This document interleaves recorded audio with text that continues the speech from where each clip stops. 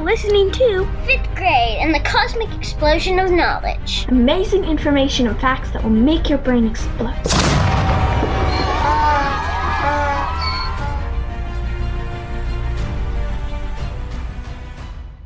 Have you ever wondered how your computer works? Or what the earliest technology was? Well, we are going to answer these questions and more in today's podcast. So what exactly is technology? Technology refers to humans creating their own way to control, power, or make things with tools, machines, and inventions. When you think of technology, you may think about devices like phones, computers, and cars, but a hammer is technology too. It does not have to be electric. Long ago, the first technology came to be with inventions such as arrowheads, knives, wheels, and more. As time passed, it became more and more complex and useful. Wonder what was the earliest technology? Well, the earliest known technology is the stone tool, used during the prehistoric times. The invention of the polished stone axe was a major advance that allowed large-scale forest clearance and farming. Wow! This use of polished stone axes increased greatly Neolithic but was originally used in the preceding Mesolithic in some areas such as Ireland. The Stone Age started approximately 3.3 million years ago. So, how do computers work? Okay, for one, they're complicated. A computer takes in information, which is called input. Then it stores the information, which is called memory. Next, it processes the information, and after that, it sends it back out, which is called output. Examples of the input is a mouse or a keyboard, which sends information into the computer, such as typing a word in the search box. The memory can be something like a hard drive or a flash memory, which is used to hold information or storage.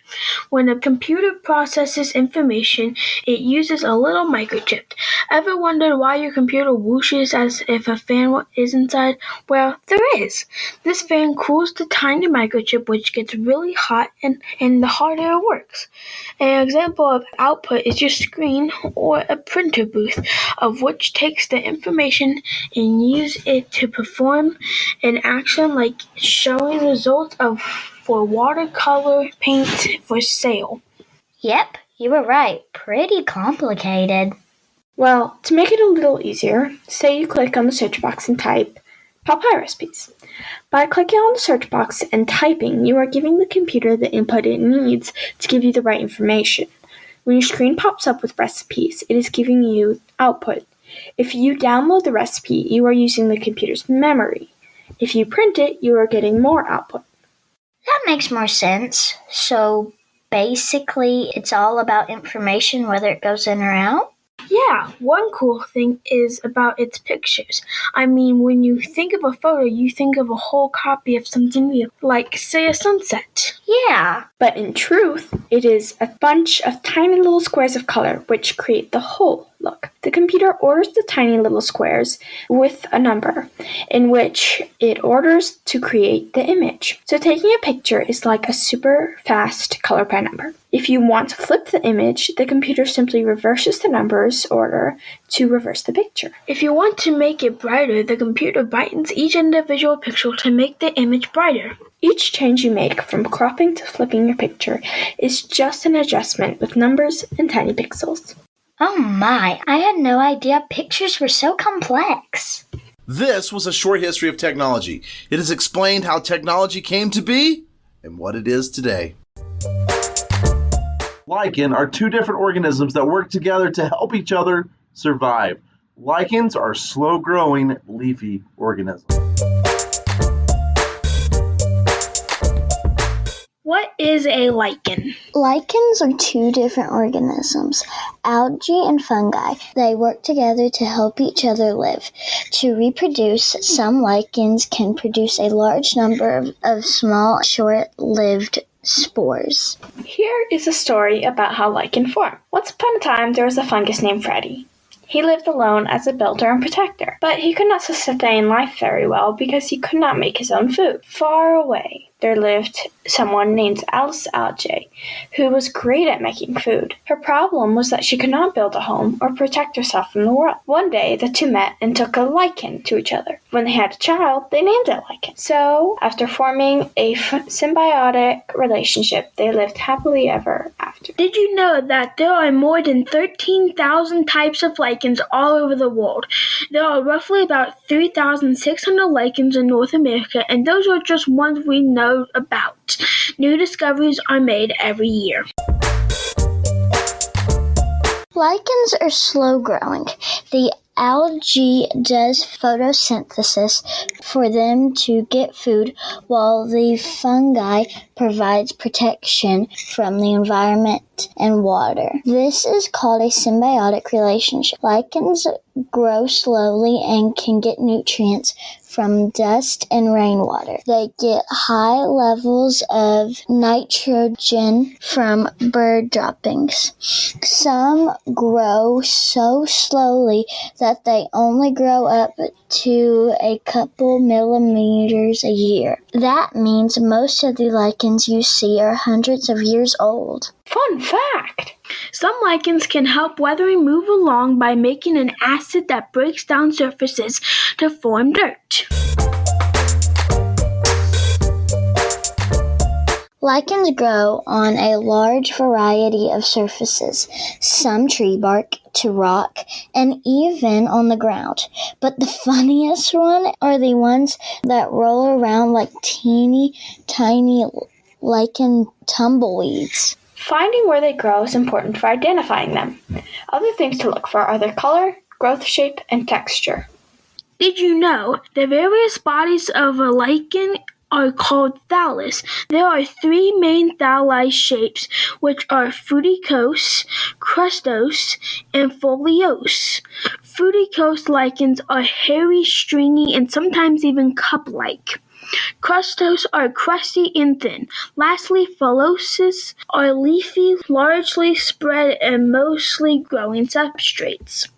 This part was all about lichens. We hope you learn a lot, and next time you go outside, know that you saw a lichen. There are so many inventions out there, and many are very useful and can help us be entertained and are used in everyday life. Inventions give us lights, electronics, foods, and much more stuff. There are many inventions I like, but my favorite one is the Xbox, and here is why. First of all, the Xbox always keeps us entertained because it has thousands of games and apps to use. Second is the best system out there, giving us a chance to play with friends even if they are in Virginia. Lastly, Xbox makes everyone entertained with many options, and playing with friends is great, giving you even more options. The Xbox has changed my life in a couple ways. To begin, it gives me something to do every day after class. I'm always bored after class, so I need something to do, so that is what I do. Next, it's always fun. No matter what I watch or play, I always have fun. Finally, there is everything you need on it, like games, apps, and even movies. This is my opinion on my favorite invention, the Xbox. It gives us the option to play with friends and have fun. It has changed my life by giving me something to do every day. Today I'm talking about how we can all be a better student. In my opinion, you need to stay focused and study so you can get good grades. This will lead to good jobs where you can be successful. I think this is important because we need to have good careers so we can support ourselves when we get older. I have learned that a study at University of Michigan saw that 80% of their students base their confidence on academic performance. High school grades matter most if you want to go to college, but grades do matter when people are recruiting students, said Dan Black. Also, it turns out that people who get good grades in school tend to make more money in their careers.